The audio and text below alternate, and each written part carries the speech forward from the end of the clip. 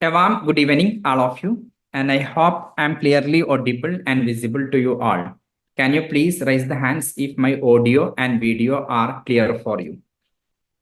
Few students I can see they have not connected the audio, and Ivi Chowdhury, Jahnavi, and Shagufa, and all these students, if you are able to listen to me, can you please raise the hands?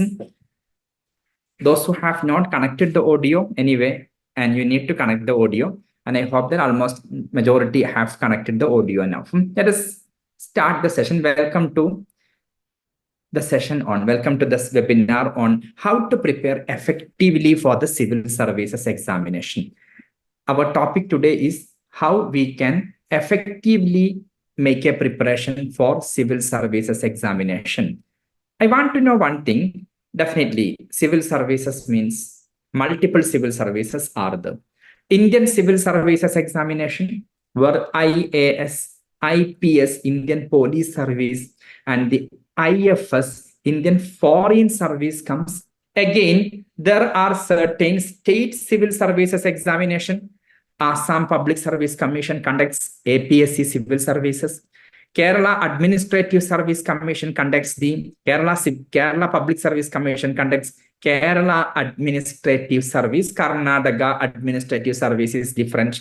We have multiple civil services. Now imagine if you are preparing for Indian civil services conducted by Union Public Services Commission, you have multiple choices. One is IAS. I'm giving three choices. Indian Administrative Service, Indian Police Service. Third one is Indian Foreign Service. You can be the ambassador of India in different countries. You can be the Indian diplomat in different countries in the world.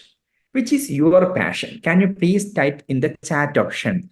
There will be a chat box in front of you all. You can type in the chat option, what is your preference? Whether you want to be an IAS officer, or you want to be a police officer, Indian Police Service, or you want to be a Indian Foreign Service officer. And Nasima PH tells IAS. And next one, Kirtana Y, IPS, and Anvesh Raju, IAS, Kshatriya and IFS, and Udayagiri IAS, and next one is Achaya R and IAS, Aruna IAS, and Harika IAS, and who anybody is left, EV Chowdhury ACS, you want to be an Assam Civil Services officer, and Udayagiri IAS, and next is Afrina Banu IAS, and Dharani TV IAS, Sheda IAS, Dhanalakshmi IAS, Siddharth IAS, Sona IAS, and Joshua Raja IPS. Anyway, all the three are the majority want to go for, and Madhava Swami IAS. Majority wants to go for the Indian Administrative Services or IAS. Whatever you prepare for, and Chandini IAS, and Ravaliga IAS. Whatever exam you are preparing for, today's session, we want to understand how we can study, how we can prepare for this examination. Personally, I also started my preparation for Indian Civil Services examination in the year 2008 after finishing my graduation. My dream was to be an IFS officer, Indian Foreign Service officer. I appeared in the prelims of UPSC Civil Services first time in 2008, just after finishing the graduation. Without much preparation, I appeared the prelims in 2008. I could not qualify. And 2009, 2008, I started preparation. I finished my graduation, and 2009 prelims, I appeared. I could not qualify. In 2010, second time I took a coaching. I prepared in a systematic way, and I appeared again for the prelims examination. In second attempt also, I could not qualify because of some mistakes I have done during the preparation. But my marks were almost near to qualifying marks, but I could not qualify. It was in my third attempt in 2011. I was able to qualify the prelims of civil services examination or Indian civil services examination. And in the same year, I qualified the mains as well and appeared the interview of Indian civil services examination in 2012. Then today, I will try to talk to you. I will try to communicate with you based on my personal experience, how we can make our preparation in a successful way. I also know that large number of people are preparing for this examination and large number of aspirants are preparing for this examination. Very few qualify. What is the strategy? What is the way of preparation adopted by the students or the aspirants who are making it successful? One thing is how many of you, I want to know that all the students who are here, have you already appeared for this examination or are you a fresher? And if you have already appeared for this examination, you can take A, option A. I am showing you a poll option on your screen. You can take the option A if you have already appeared the examination. And if you are a fresher, you can take the option B. A means already appeared. You have already appeared. B means you are a fresher. You are about to start the preparation for the civil services examination. So far, 50% of you have responded. All of you, please respond. This is a survey, and based on that, I can draft my presentation. If majority are freshers, I will take the class in a way that will benefit the people who are fresher. If majority have already appeared, I will take in an advanced level. 45 seconds finished. I will give you some 15 seconds more. And 60% of you have responded so far. Okay, some of you have responded in the chat option also. If you are able to see the poll option, you can respond on the poll. Yes, what I can see here is that 92% of the students sitting in front of me today are freshers. As you are a fresher, you might have multiple questions in the mind. Today, I will try to address those questions. Question number 1, how to start your preparation? What exactly you need to study, what you don't need to study, from where you have to study. Second one is that when you are attending different webinars or seminars on civil services examination, everybody will tell you that you must prepare with a scientific study plan. You should have a proper study plan or a scientific strategy should be there when you prepare for civil services examination. But you don't know. Nobody tells you what is a scientific study plan, how I can prepare my own scientific study plan, or can I help you? Can I help you to prepare your own study plan? Today, instead of telling you simply you study with a proper study plan, I will show you how you can develop your own study plan, how we can help you in making your study plan. Then how you can start from tomorrow with a proper study plan that we are going to discuss today. Then few things I told, I will make you understand what to study, what you don't need to study. And second point is that, and I will discuss with you how we can develop a scientific study plan for our preparation. Third one, we will see and some previous year questions, and we will try to see whether this exam is something possible for us or not. First one, as majority are freshers. Let me give you a brief on the structure of this examination. Sometimes you also might have heard of this from different seminars and webinars on the structure of the examination. I hope that all of you know, in civil services examination, we have 3 stages of the selection. The first one is the prelims examination. In prelims examination, the questions will be objective type.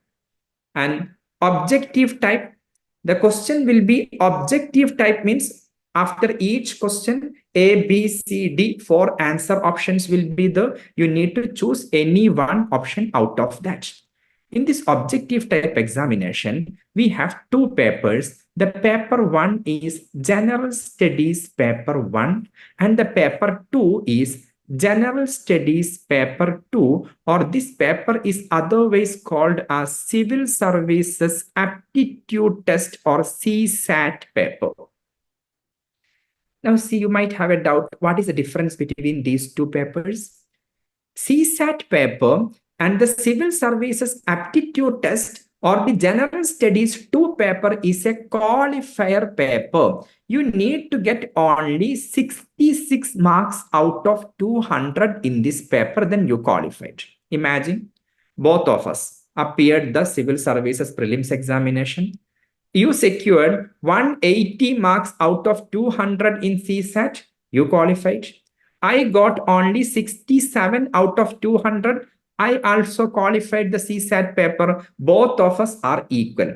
There is no competition in this paper. You need to have minimum 66 out of 200. If anybody secured less than 66, that person will be disqualified.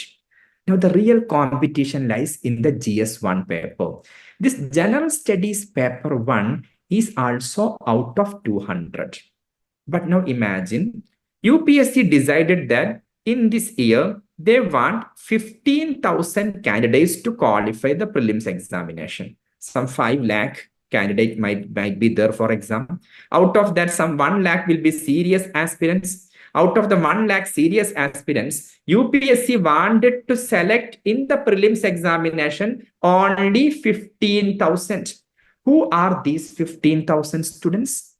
They are the top mark securing students in the General Studies paper 1 after getting 66 out of 200 in GS2.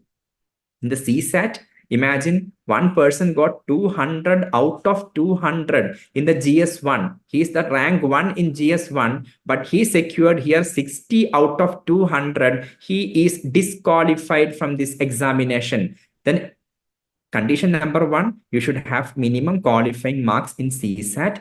After that, among the students who qualified the CSAT, who are the top 15,000 mark securing students in the GS1, they will qualify the prelims examination.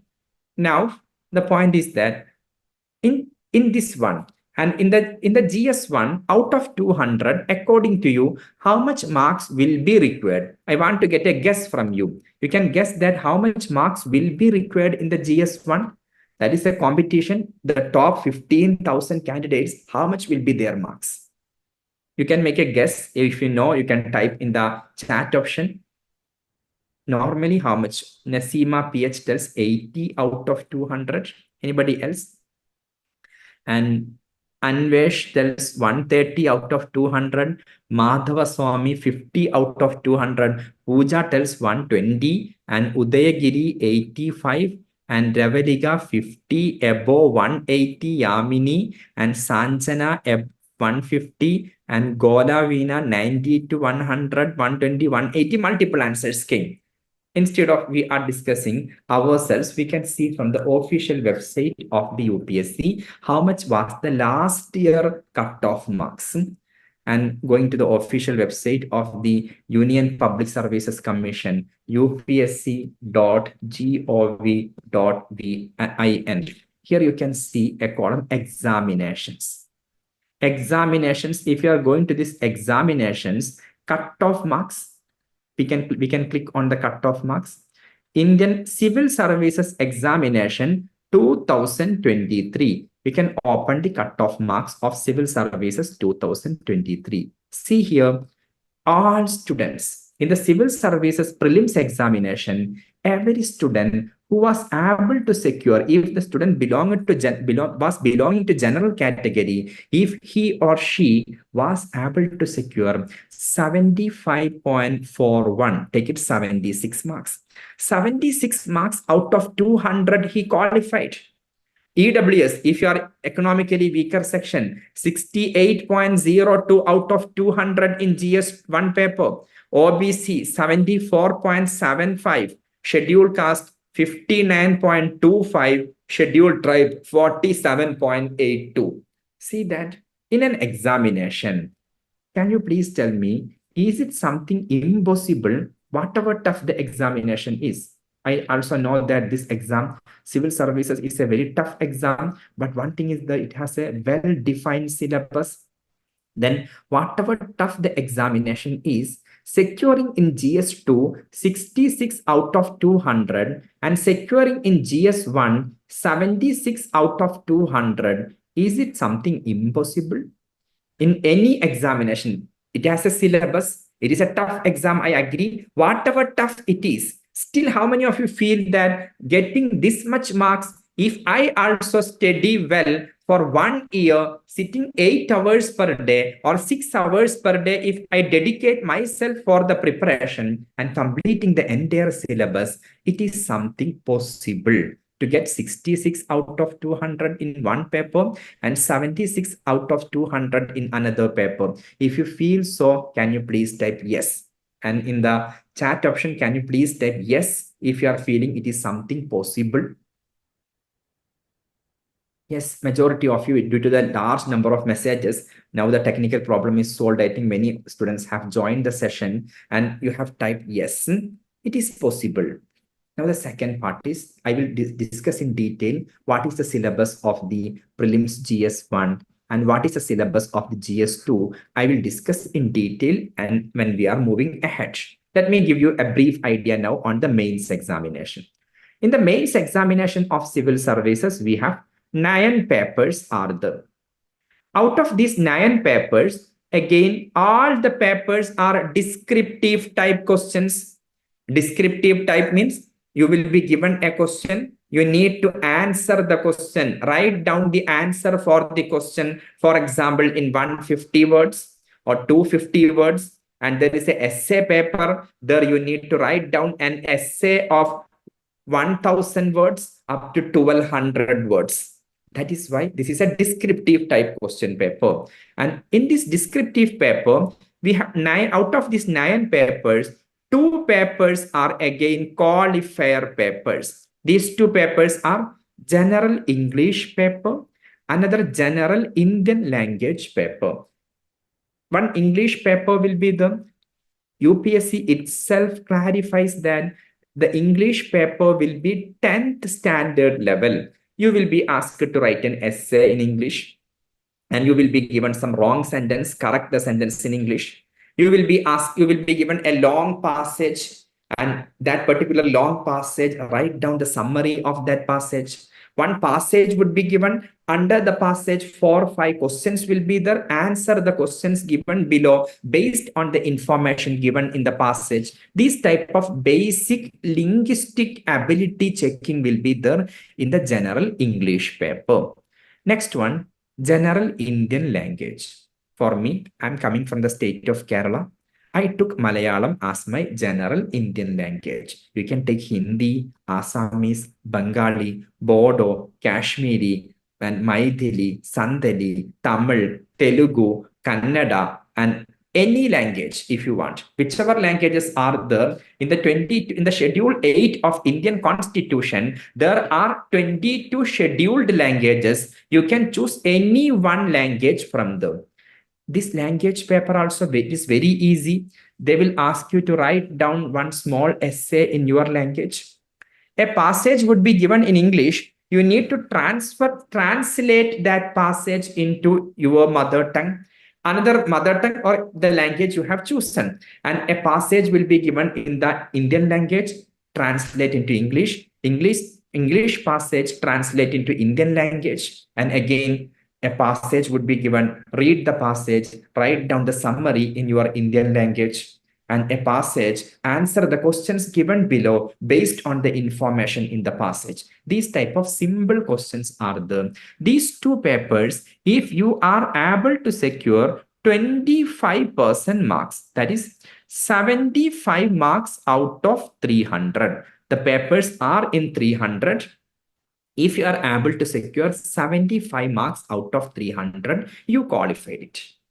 Now the remaining 7 papers are the competitive papers. Each paper carries 250 marks and there is a 1750 marks in the mains examination.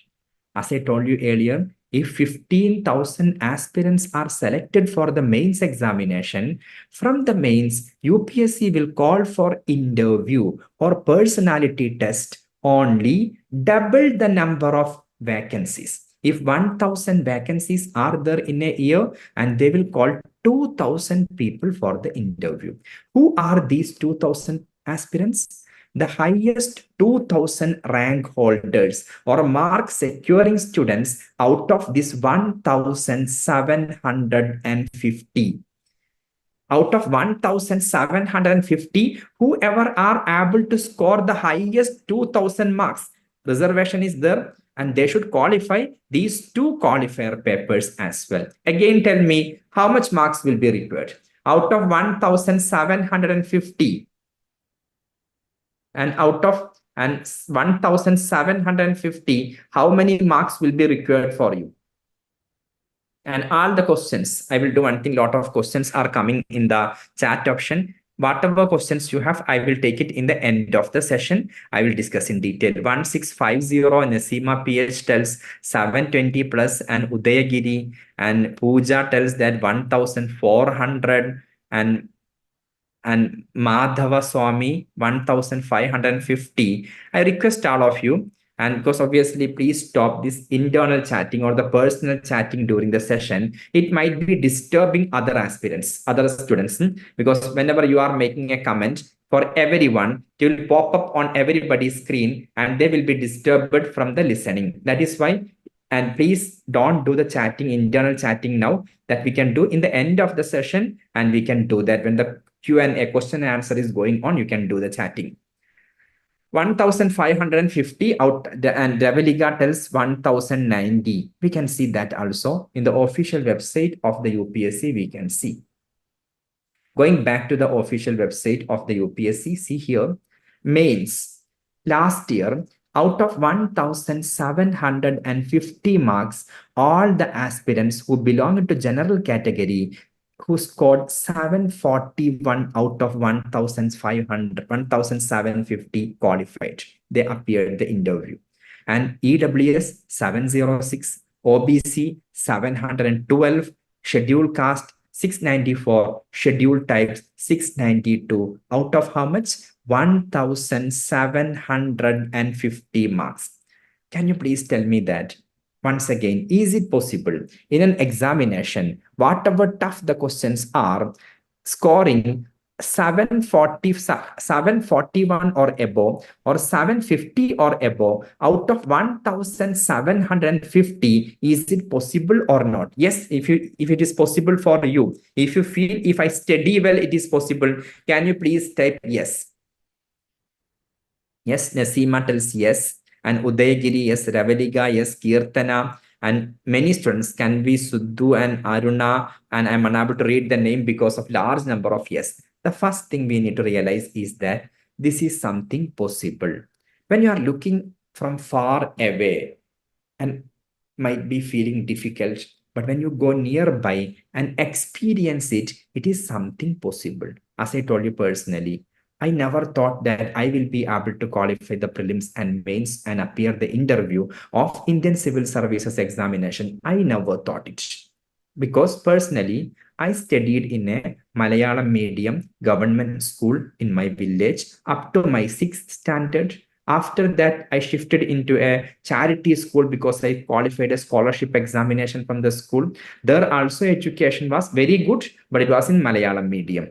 I did my graduation from University of Calicut through distance mode with 60% marks. I did my master's from Jamia Millia Islamia, New Delhi, with 64% marks. But I was able to qualify the UPSC Civil Services prelims, mains, and appear the interview. That means when we are looking, if we have the fear, this is IAS examination, I should not go nearby and see, that is not possible for me. If you set your mind like that, it is impossible. But if you want to see that, let me try whether it is possible for me, then sometimes it might be possible, because these are the marks you need to secure to qualify the prelims and mains examination. Coming to the interview, the next one is interview. Definitely, interview is not a session of testing your knowledge. More than testing your knowledge, in interview, they are looking into your personality. UPSC also does not call it as interview, they call personality test. Interview is one of the easiest stage of the examination. You should not have the fear. You should never be nervous. And without nervousness, without having fear, if you enter the hall, every question has an answer. Imagine for one question, you don't know the answer. Still, you can tell that, sorry, sir, or sorry, ma'am, I don't know. If you are telling, I don't know, with full confidence, that is also a positive personality. But if you are telling that, ma'am or sir, I had studied it, but unfortunately I forgot it, this is acting. That is a negative personality. But if you are boldly telling that, sorry, sir, I don't know. The day when I went for interview, it was the day Agni 5 missile was successfully test fired by Defense Research Development Organization, DRDO, had successfully test fired Agni 5 missile. Then they asked me, Sajid, have you gone through the newspaper today? I told, yes, sir. What is the most important headline of the day? I told, sir, DRDO has successfully test fired Agni 5 missile. Then the person asked that, can you tell us a brief on what is Agni 5? I made in one sentence, sir, it is a intercontinental ballistic missile. Then he asked, you told that it is an intercontinental ballistic missile. Can you please tell me what is the meaning of the term intercontinental? Does it mean that we can attack sitting in Asian continent and enemy in African continent also we can attack? Is it the meaning of intercontinental? I told, sir, no. Intercontinental means a missile which has a range above 5,000 kilometers. That means if we are launching the missile from here, it can target an enemy sitting even up to 5,000 kilometers or above 5,000 kilometers from the launching station. That is the meaning. Then he asked instantly a question, Sajid, tell me, who is the enemy sitting 5,000 kilometers away from India whom we want to attack with Agni 5 missile? That is a very tricky question. I cannot tell the name of any particular enemy whom we want to attack with this missile, whom we are planning to attack with this missile. There is nothing like that. I told that, sir, being the country of Mahatma Gandhi and believing in a constitution that tells that it is our responsibility to promote international peace and security, we don't want to attack anybody. We believe in civilization. We believe in non-violence. Then he asked, then why the missiles? And I told, sir, it is a part of our deterrence mechanism. And we want to show other people that if you anytime show the courage to attack our nation, we have the power to revenge you back. We have a policy that no first use, whether it is in the atomic weapon or most of other weapons, we will never use it first. But if you use against us, we will have to defend ourselves. Then for that purpose, it is only to show the people. It is only a part of showing our sovereignty. We are ready to protect our sovereignty. For that, we are keeping these weapons. Then he told, yes, it's a good answer. Next question was that when we declared that we are launching Agni 5 missile, Pakistan has also declared that they are also going to launch a same capacity missile. I was unaware of that. Then he asked me, can you tell me what is the name of the missile designed by Pakistan to counter Agni 5 missile? I had no idea on this information, on this piece of news. Then I told, sir, and I'm extremely sorry, I don't know the answer for this question. Then he supported me. He told me that, Sajid, don't worry. The answer for this question is Hataf Shaheen. Then he discussed with me, they were discussing with me, what is the meaning of Hataf? What is the meaning of Shaheen? And then the discussion went to, because Hataf is a Arabic term, then the discussion went to which are the countries which have official language as Arabic, and what is the difference between Arabic and Persian language, Arabic and Urdu language, etc. The discussion and the questions went into a different angle. See, the point is that I believe that they never took it as negative that I told, sorry, sir, I don't know. And sorry, sir, I don't know the answer for this question. And if you don't know something, if you don't know the answer, then we can tell, sorry, sir, I don't know. That if you're expressing in a gentle way, that will also be a positive mark. Then in interview, there is 275 marks for the interview. Our selection is our selection is never based on only the interview final selection. Whatever in the mains exam, we have 1750 marks. Whatever marks you already secured in the mains examination, into that your interview marks will be added. Then total marks becomes out of 2025. In this 2025, whoever comes in the top, if 1000 vacancies are the top 1000 mark securing students out of this 2025 will be allotted into different services. That also we can see what was the total marks secured by the students or the officers who already qualified last year. We can see in this website, and out of 2025, every candidate from general category who was able to secure 953 marks got the service. From EWS, 923 marks, OBC 919 out of how much? 2025. Scheduled caste 890, scheduled tribes 891. Now the point is that what we need to first understand, this is an examination that is possible. And whether it is prelims, mains, or interview, everything can be made possible. Now the discussion is that what we have to study for this and how to study also I will come. First, we can discuss, because I told you that prelims is the and the mains examination is the. In the prelims examination, as we discussed earlier, in the prelims examination, we have two papers, that is General Studies Paper 1 and General Studies Paper 2. GS Paper 2 will discuss later. In the GS Paper 1, what we have to study? The first topic is History of India and Indian National Movement. All of you please stay. Definitely we will discuss, and we will discuss some previous year questions of the civil services examination. Then you will be able to solve it. Then you can feel proud of yourself that I solved one question of the previous IAS examination, Indian Civil Services examination questions we will solve. And next one is that history of India, and the one topic we need to study is history of India and Indian national movement in the prelims GS1. The GS2 will discuss later, GS1.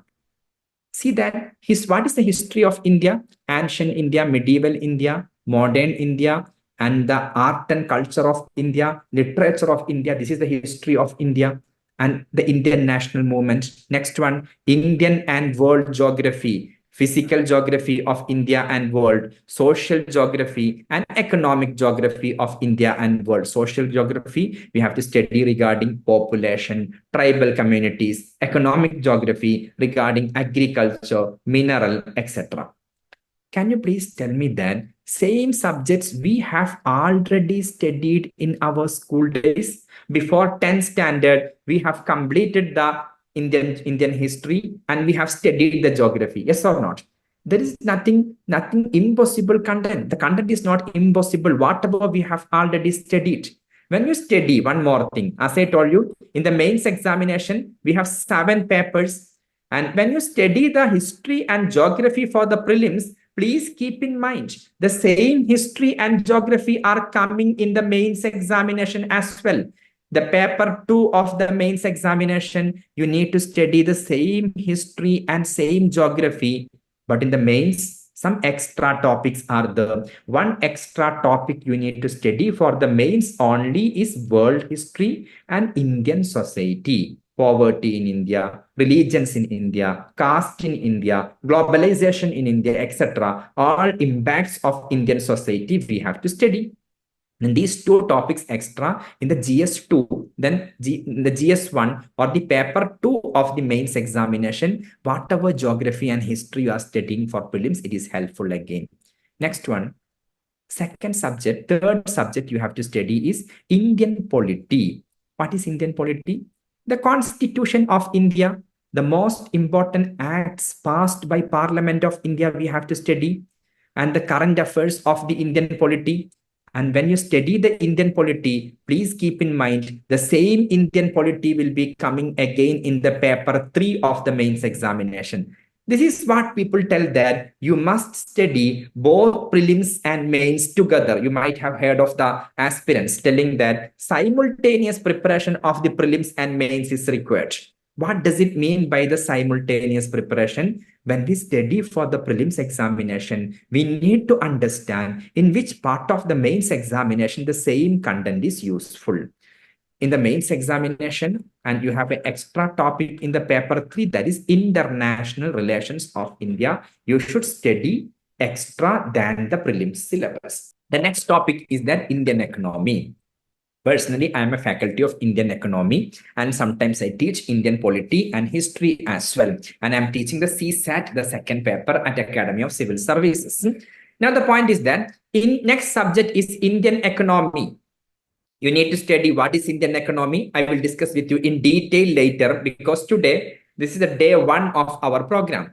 From tomorrow, and all of you can attend another 5 days. If you feel that today's session is interesting, from tomorrow, using the same link you joined today, we have another 5 days IAS workshop. Today, I am only taking. In the upcoming days, all faculties of Academy of Civil Services will come in front of you. They will explain you in detail how to study each subject. For example, tomorrow is my session. I will guide you how to study the economy for civil services. The subject Indian economy, I will take it in tomorrow's follow-up session for the today's session.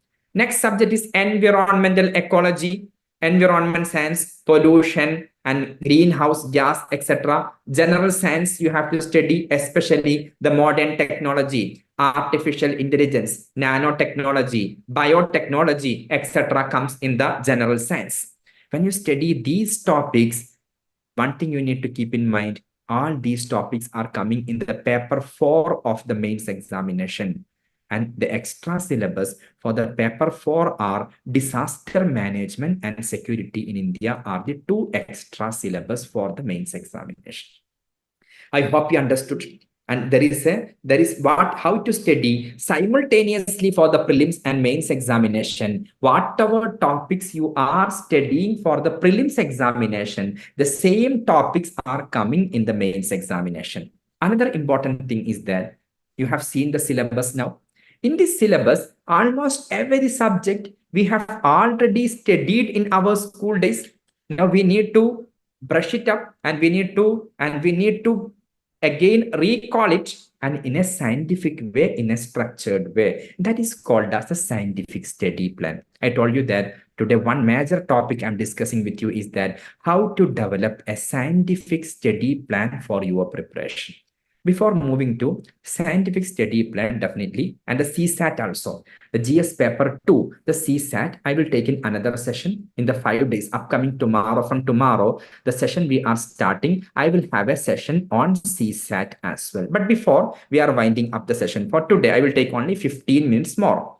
Before we are winding up the session today, I want to give you 2 things. One is how to develop a study plan for your preparation. How you can start with a proper study plan from today.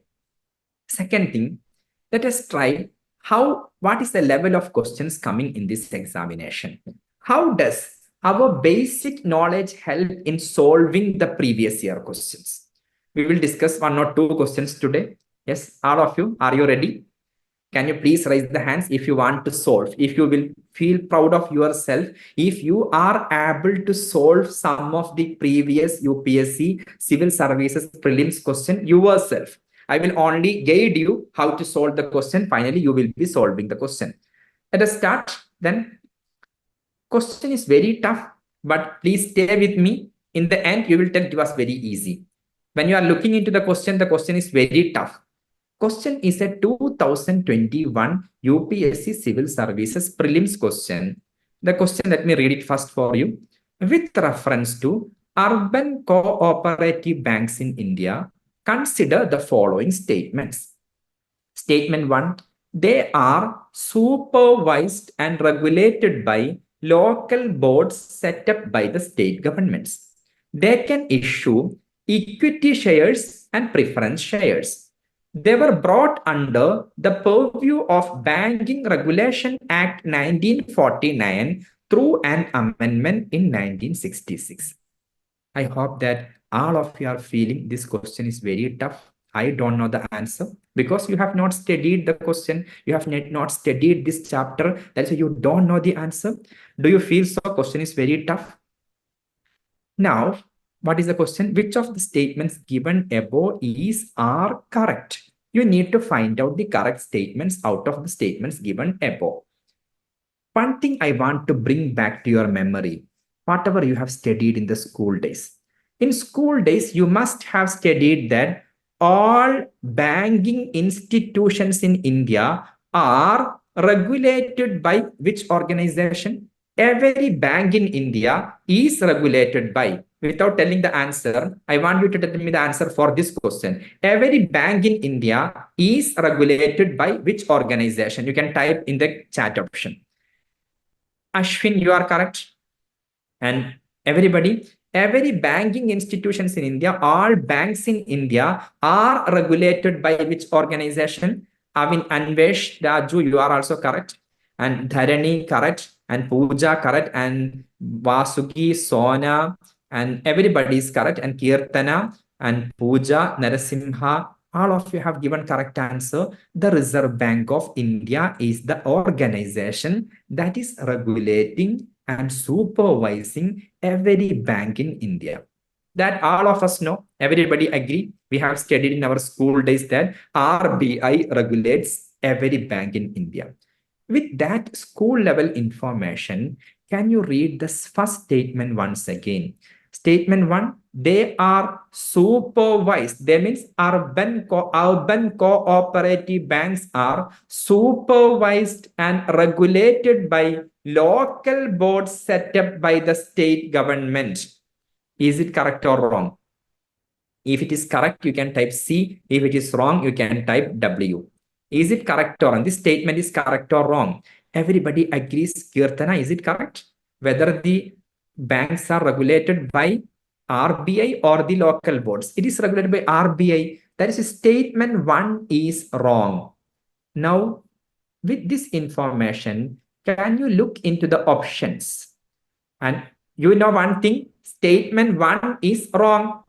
Now you can look into the options and tell me other two statements we don't have any idea. Other two statements we don't have any idea, and what is the whether they are correct or not, we don't know. And but one thing you know, and the statement 1 is wrong. Then what is the correct answer? Can you please mark it on the screen? I have given a poll option on the screen.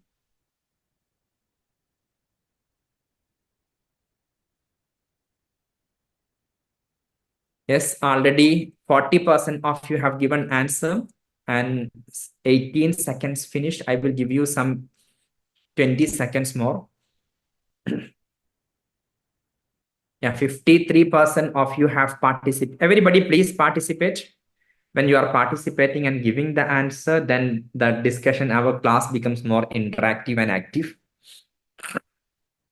Last 5 seconds. 58% of the 60% have given answer so far. Last 2 seconds. And the time is up. Sometimes for some students, the poll option might not be working. That might be one limitation. Then you can type in the chat option. The poll option is not coming. Many have written answer in the chat option as well. Now see here, majority of you have given correct answer. Option B, 67% of you have given correct answer. If statement 1 is correct, option A is correct, option A tells 1 is correct, option C also incorrect because option C is also supporting 1, option D is also wrong, then only one option is left, that is option B, 2 and 3 only. See how we got the answer with a small information that we have studied from our school. Are you feeling proud of yourself that you were able to solve at least one UPSC civil services question yourself correctly? Can you please raise the hands if you feel proud of yourself and if you are feeling that you did it? Do you want more questions? Do you want one more question? If you want one more question, you can raise the hands again. Yes, let us solve one more question. Before coming to that question, I want to ask you one question. Recently, we have completed the Lok Sabha election. Lok Sabha election was conducted in multiple phases. Who decides the schedule of election? On which date election will be there? The election in Assam, the place where I am staying at present, was on 19. I cast my vote in Kerala on 26 April. Then what is the schedule of election? Who decides it? Whether Prime Minister decides, Home Minister decides, or any other organization decides the schedule of election? Who decides? Yes, majority, many of you have given the answer already. And Naga Chaitanya has given the correct answer. And Anvesh Raju, correct answer. Ashin, Chandini, Dharani, and Arshad Alam, and Pavan. It's a very simple information. Election Commission of India. ECI, Election Commission of India, is a constitutional body under Article 324 of Indian Constitution. Election Commission decides the schedule of election. With that information, we can move to a previous year question of 2017. Question is that the Election Commission of India is a 5-member body. Union Ministry of Home Affairs decides the election schedule for the conduct of both general election and by-election.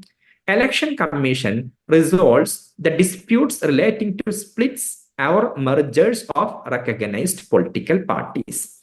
Which of the statements given above are correct? Can you tell me which statement you are 100% sure it is wrong? 1, 2, 3. And we can see that then statement 2 is wrong. If 2 is wrong, option A will be wrong. B is wrong. 2 is there. C is also wrong. And option D, that is 2 is not there. That is why option D is correct. I hope all of you understood. How many of you got both the answers correct? Can you please raise the hands? If you got both the answers correct and you are feeling proud of yourself, I solved today 2 questions of Indian Civil Services prelims examination myself. I have helped you. I have guided you in the question number 1. But question number 2, most of you must have been able to do yourself. Now the last point, how to have a proper study plan for your preparation. When you prepare for civil services examination, how you can develop your own study plan for the preparation. What does it mean by a study plan? To explain you the study plan, I'm taking the example of one subject, that is Indian polity. When you start preparing the subject Indian polity, sometimes you might have heard of the people telling that you can start your preparation from NCERT books. Yes, NCERT books from class 6 up to class 12.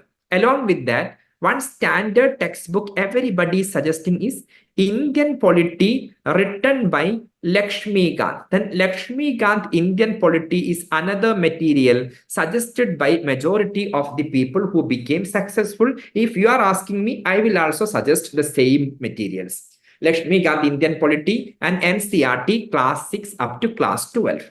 But here one question is there. In NCERT, class 6 up to class 12 and Lakshmikant Indian polity, altogether these 2 materials will have 100 plus chapters are there. More than 100 chapters are there.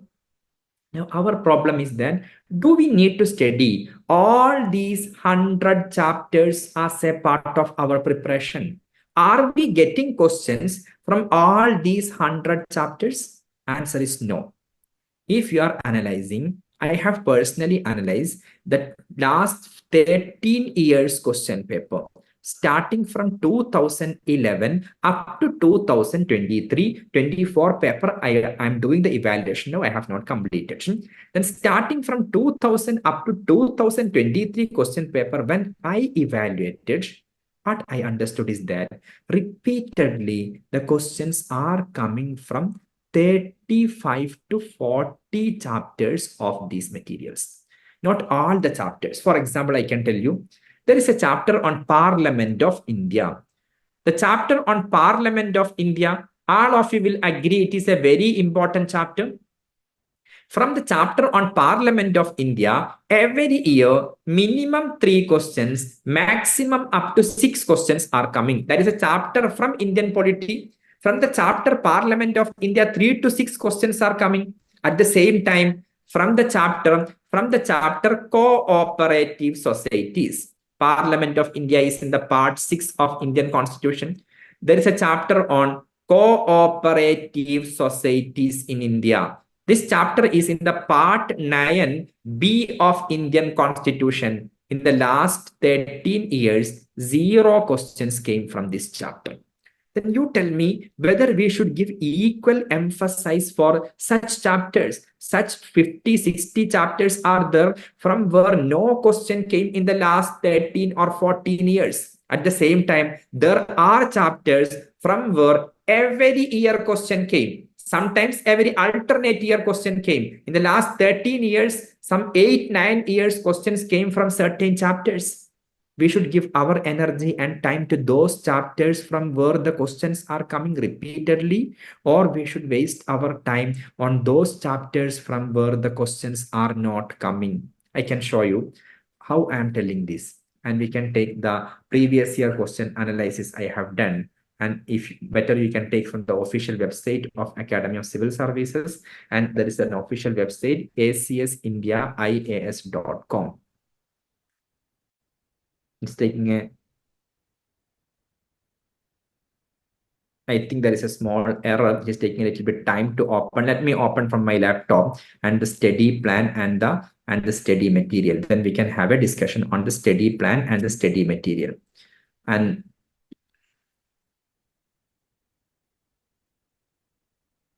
yeah, you can see here.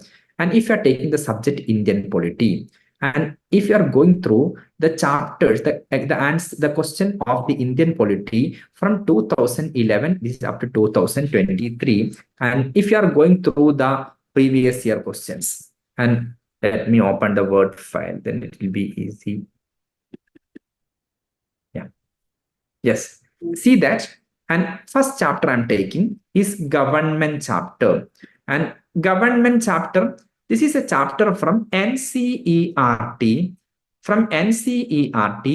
class 6, class 6, chapter 2. This is a chapter, government chapter. There are multiple chapters in the NCERT class 6. And starting with the first chapter is diversity chapter. The chapter 2 is government chapter. Why this chapter is important? See that in 2014, 1 question came. 2015 also 1 question came. 2017, 2 questions came. 2020 also 1 question came. I want to show you one more thing from this chapter. See, and what is the first question? The first question is, a constitutional government is one which, I'm not explaining the answer. It was a 2014 question. From the government chapter, it has asked a question from a subtopic, what is a constitutional government? This is the question number 1, 2014. Now come to 2020, the same question number 5. Same question. A constitutional government by definition is. See that question does not repeat. Options are different. Question does not repeat, but the topic, subtopic, from where the questions are coming, that is repeating in this examination. Next one, we can see the second question. Question number 2 is talking, there is a parliamentary system of government in India because, you can see the answer is, Council of Ministers is responsible to Lok Sabha. Now see, this is the question in 2015. You can come to the question in 2017, question number 4. The main advantage of the parliamentary form of government is, there is a parliamentary system because the main advantage of parliamentary form of government, the executive remains responsible to legislature. Here executive is Council of Ministers, legislature is Lok Sabha. Here, just another term they used, the executive remains responsible to legislature. Option C is the correct answer. Now, did you understand? Although question does not repeat, the area or the topic from where the questions are coming, that repeats. Similarly, all these equality chapter, rights chapter, I told you the chapter on Parliament of India, we can see that particular chapter, the Parliament of India chapter. Yes, and this is the chapter of Parliament, I think. Yes, see the Parliament of India chapter. In the year, the question number 1 in 2011, question number 1, 2011 itself, question number 2, and 2011 itself, question number 3. I have given in the bracket in the end the year of the question. 3 years in 2011. See the 2012. Question number 4 is in 2012. Question number 5 also 2012. Question number 6 also 2012, and question number 7 also 2012. Question number 7 also came in 2012. Question number 8 also 2012. Question number 9 also 2012. 6 questions in 2012. Not only 2012, 13 questions are there, and 2014, 13, see that 4 questions so far came from 2013, and 14 questions are there every year up to 2023. Questions were there from the Parliament of India chapter. And now, based on this understanding and analysis, then how we have to prepare a study plan for ourselves, and the study plan should be prepared by understanding which chapters we have to study, which chapters we don't need to study. Based on this understanding, Academy of Civil Services, we have prepared a study plan. And see here, and class 1 will be the strategy of the preparation. Class 2 will take the chapter diversity in India, because questions are coming in the mains examination. NCERT 6th standard social and political life unit 1, you have to study from page number 3 to 26. Class 3, next class is government, the chapter we discussed now. NCERT 6th standard social and political life 1, unit 2, page number 27 to 42. In this same NCERT book, 5 chapters are there, but questions are coming from 2 chapters. We are taking only 2 chapters. Class 4 is equality in India and importance of constitution. Then we are moving into NCERT 7th standard, unit 1, and chapter 10 also we have to study. Then next chapter, NCERT 8th standard. This way, instead of asking you purchase all NCERT books and you have to purchase Lakshmikant and memorize it. What we do at Academy of Civil Services is that for each subject, we will give you a proper study plan. Now, how you can develop your study plan? You need to analyze all the questions of the starting from 2011 up to 2024. Then you can understand from which chapters the questions are repeatedly coming.